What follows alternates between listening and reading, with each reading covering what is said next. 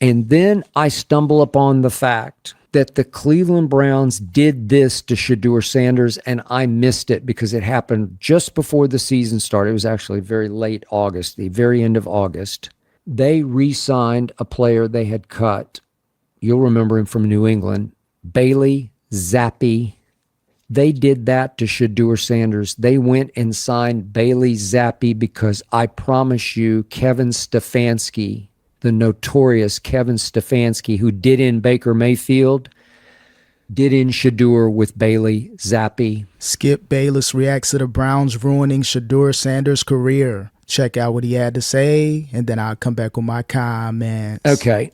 Allow me to conclude by getting angry once again about Shedeur Sanders. Go off, Skip. Now I'm really out of my mind over this one because I didn't see this one coming. Crash out.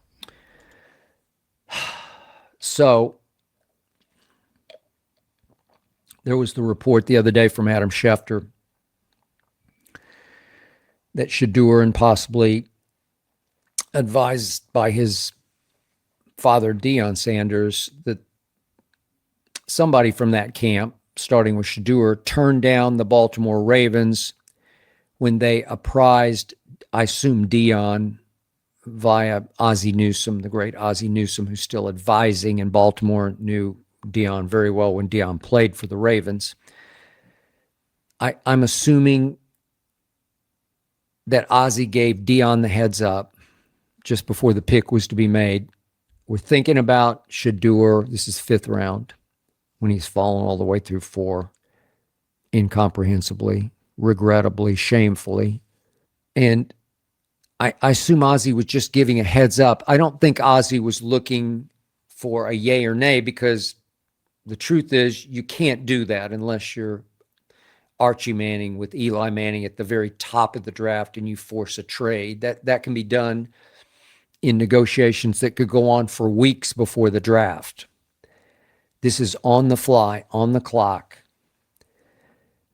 Ozzie, I'm assuming, telling Deion, hey, just heads up, thinking about this. And Shedeur responding, no, I don't want to go there.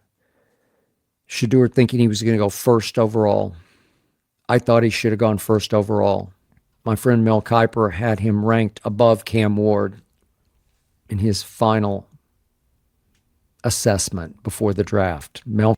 Yeah, I don't blame Shedeur Sanders for not wanting to go to Baltimore. You got to think, unless Lamar Jackson completely falls off the cliff and is trash, which I don't think ever is going to happen, especially now while he's in his prime, he's going to be playing at this level for at least another 7 to 10 years, barring any major injury. So if he's not injured, fell off, or requesting a trade, Shedeur Sanders would never play in Baltimore. Maybe in garbage minutes, but there's not too many times where the Baltimore Ravens are just going to blow out a team and then put in a backup. So either way, I don't blame Shedeur Sanders for not wanting to go to Baltimore. You're not playing in Baltimore as long as Lamar Jackson's the quarterback. He might have thought, you know what, I'm going to go 1st round, probably go to the Jets, probably go to the Giants or one of the bad teams in the NFL. But unfortunately, things changed on the fly, draft night. 5th round, and, going to Cleveland, it looked good on paper. You got a 41-year-old quarterback, and you got a bunch of backups. Then you got Dylan Gabriel, so he thought, you know what, maybe this is the best bet for me to play in the NFL, but unfortunately, the Browns franchise sucks. Kiper, the great Mel Kiper Jr. But the league wanted to teach Deion and Shedeur a lesson, because Shedeur did not say all the right things in his pre-draft meetings with several teams. He was too brazen, too cocky, too irreverent, too into himself, because he really believes that he can be a star in this league, and so do I. And so does his daddy. So obviously, on the fly, when he gets hit with Baltimore, well, there's obviously Lamar, but by then Baltimore had signed my backup quarterback, who I have frequently called the best backup quarterback in the league, in Cooper Rush. So now Shedeur at a glance is saying, Lamar, Cooper Rush, me, what chance do I have of playing as a rookie? Not happening. It'd be a long shot. You never know. Quarterbacks do get hurt, as we've already seen, God knows. But still something of a long shot. And Shedeur said, no, I'll let the chips fall. They couldn't have known about Cleveland yet. And I'm pretty sure Cleveland did not call Deion and say, we're thinking about. Cleveland just took him because that's what you do in the 5th round. You just take somebody whether they like it or not. And I think if Cleveland would have contacted Shedeur and Deion and the team, knowing that he's going to fall to that 5th round and the later stages of that round, they probably would have went ahead and been like, you know what, go ahead and draft him. You got a Deshaun Watson, all the controversies and the injuries and that contract, he's pretty much out the door. You got a 41-year-old Flacco, Dylan Gabriel, and pretty much everybody else. He probably felt as though, you know what, again, this may be my best opportunity to play early on. You may not have to wait, a few years. You can probably get in by week 4 or 5 of the season. But again, unfortunately, the Browns franchise sucks and Shedeur Sanders is going through it. The Browns ruined Shedeur Sanders' career. But I'm sure Shedeur thought, I'm better than Dylan Gabriel. They took Dylan Gabriel 50 slots above Shedeur, 3rd round. 50 slots. I know Dylan Gabriel. I watched him for 2 years, University of Oklahoma. Some last year at Oregon, even some the year before. Where was he? Central Florida. Shedeur is better than Dylan Gabriel. Shedeur, if given the opportunity, will be much better in pro football than Dylan Gabriel. As much as I like Dylan Gabriel, and I've told you before, he's better than Tua. Maybe that's not saying a whole lot, but he's better than Tua, and he's built and looks a lot like Tua, also from Hawaii, left-handed. Better than Tua, but Shedeur, I'm sure the moment he hears Cleveland, he's thinking Flacco can't be too long. They had Kenny Pickett, Dylan Gabriel. Maybe I can figure this out. Maybe it'll be craziness. It's always crazy in Cleveland. Maybe something will happen, and maybe that's with a bad team in desperate search of a new quarterback. Maybe he'd have a better chance there. And I'm thinking, okay. Yeah, again, if the Browns didn't want to play Shedeur Sanders or give him an opportunity to start, why draft him? If you got high hopes for Dylan Gabriel, why go ahead and draft Shedeur Sanders 50 picks later? You could have got another quarterback and avoided all this controversy. The Browns, they're already going through it, again, with the Deshaun Watson contract, all the controversy surrounding his name and the injury. Why put yourself in a situation to be covered negatively within the media? You don't need that attention. The Browns need to be off the radar, rebuilding this team. They had the opportunity to do that in peace without drafting Shedeur Sanders. So again, is Shedeur Sanders being sabotaged? That's what it looks like. And by me saying that the Browns ruined his career, it's important for rookies, especially 5th round picks, to be in the best position possible to play in the league as soon as possible, especially with the potential high upside with Shedeur. But again, the Browns want no parts of Shedeur. They shouldn't have drafted him, and they ruined his career.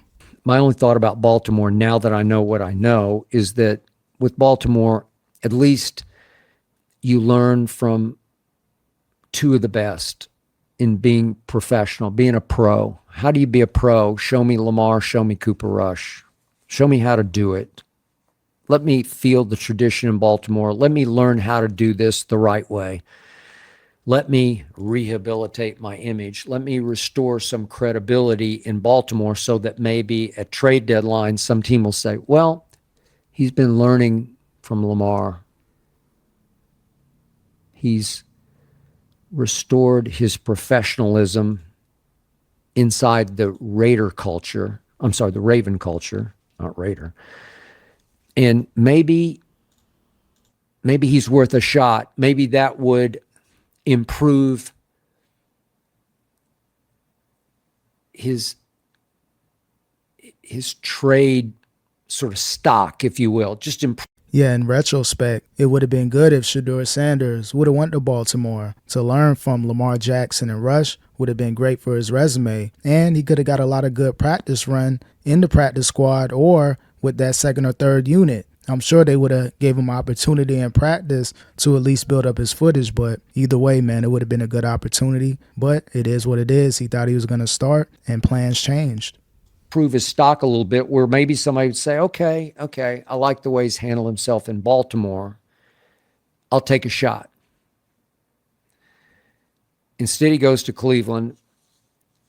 Cleveland pretty quickly moves Kenny Pickett out. Good. Shedeur gets thrown into the fire. Craziness ensued. You got quarterback injuries everywhere. And so he gets thrown into the fire with some backups, at least some twos, some second stringers in that first preseason game, and he lights it up. He showed you exactly what I knew he would. He's that good. Should have been the first pick in the draft. That's how good he is. If he ever gets a shot, he got a shot. He showed you. He performed at a high level. Got thrown into the third preseason game in the second half with 4s and 5s, and it didn't look very good. He held the ball too long. He's trying to make a play, desperate. But you saw what you saw in the first preseason game. Yeah, unfortunately, that last preseason game he played, by playing with that fourth and fifth string team, it made him look a certain way. It made him look like, okay, he regressed. He had a great first game, and what happened in that second game? But unfortunately, when you don't get run with the first and second unit or second and third unit, yeah, you're pretty much playing with players that won't be in the NFL for too long after the preseason, and it showed. And you also seen the deficiencies that Shedeur Sanders got in his game, holding the ball long, the accuracy. He pretty much got exposed by playing with that fourth and fifth unit. But either way, still had a good first game. Thought it would have been enough for him to at least be the second string quarterback. But with the Browns franchise being trash like they are, even if Shedeur Sanders played 3 or 4 good preseason games, it still wouldn't matter. The Browns are sabotaging Shedeur Sanders' career. Thrown into the fire, craziness ensued. You got quarterback injuries everywhere. And so he gets thrown into the fire with some backups, at least some twos, some second stringers in that first preseason game, and he lights it up. He showed you exactly what I knew he would. He's that good. Should have been the first pick in the draft. That's how good he is. If he ever gets a shot, he got a shot. He showed you. He performed at a high level. Got thrown into the third preseason game in the second half with 4s and 5s, and it didn't look very good. He held the ball too long. He's trying to make a play, desperate. But you saw what you saw in the first preseason game. At least if Flacco's going to get banged up, they're probably going to get Dillon Gabriel. They still have a pretty good defense, a very good defense. And I'm thinking, you never know what could happen to Dillon Gabriel. He's smallish. Maybe Shedeur gets his shot. And then I stumble upon the fact that the Cleveland Browns did this to Shedeur Sanders, and I missed it because it happened just before the season started. It was actually very late August, the very end of August. They re-signed a player they had cut. You'll remember him from New England, Bailey Zappi. They did that to Shedeur Sanders. They went and signed Bailey Zappi because I promise you, Kevin Stefanski, the notorious Kevin Stefanski, who did in Baker Mayfield, did in Shedeur with Bailey Zappi. Bailey Zappi, kid from Victoria, Texas, went to Houston Baptist, then he went to Western Kentucky, and the great Bill Belichick, 2022, said, you know what? I might have missed the boat on this Mac Jones kid. Yeah, I took him in the first round. I thought he could be my next Brady, but I don't love him. I really kind of like this Bailey Zappi out of Western Kentucky. So are the Browns setting this up to make it Zappi's team after Flacco's out the door or they bench him? That's what it's looking like. So I didn't know they signed him. I thought they had their few quarterbacks and that was it. But Zappi showed potential in New England when Mac Jones was playing like trash. So don't be surprised if Zappi is the starter sometime during the season. I give Flacco another few weeks. By the 7th or 8th week of the season, Zappi may be in there before Dillon Gabriel and Shedeur Sanders. I'm going to use a 4th-round pick on Bailey Zappi, and I'm going to give him a chance when he's a rookie. He started 2 games, did Bailey Zappi as a rookie, and Belichick loved him. He looked pretty good. Next year, he started 6 games for Belichick as the wheels fell off in New England. And trust me, the league takes that to heart because the league still way overestimates and overvalues Bill Belichick, who was a product of Tom Brady, but nobody wants to hear that, even though I keep saying it. My point to you is that Stefanski idolizes Belichick, and Stefanski's thinking to himself, if Belichick loved this kid, I should love this kid. So even though they had cut him after he started one game in Cleveland late last year, I think it was the last game, and they moved on, but then he's thinking, you just know, Stefanski has no use for Shedeur Sanders. No use. That was an ownership. That was a Jimmy Haslam special. Jimmy Haslam just wanted the quick fix of publicity, take some of the onus and attention off what a mess they've made of the Cleveland Browns. So he said, take Shedeur Sanders. Just take.